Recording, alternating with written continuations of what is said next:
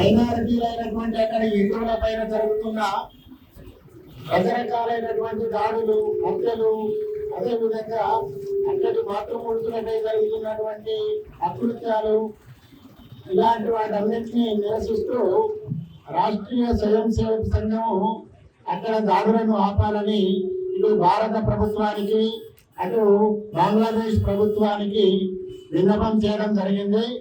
అదేవిధంగా దేశం మొత్తంలో ఈ యొక్క అకృత్యాలను, దౌర్జన్యాలను ఆపాలని రకరకాలైనటువంటి కార్యక్రమాలు చేయడం జరుగుతుంది. దాంట్లో భాగంగా కొన్ని చోట్ల ర్యాలీలు, కొన్ని చోట్ల బంధువులు పాటించడం, కొన్ని చోట్ల దౌర్జన్యాలు చేయడం ఈ విధంగా జరుగుతున్నది.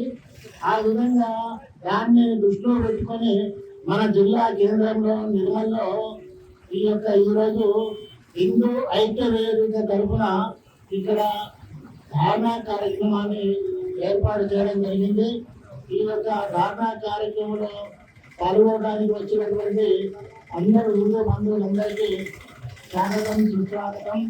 ఇప్పుడు వాళ్ళు బంగ్లాదేశ్లో జరుగుతున్నటువంటి రకరకాల విషయాలను, వచ్చినటువంటి విషయాలనే మళ్ళీ మళ్ళీ కాకుండా కొత్త విషయాలను జోడిస్తూ తమ యొక్క వాణిని, సందేశాన్ని వినిపించవలసిందిగా కోరడం జరుగుతుంది.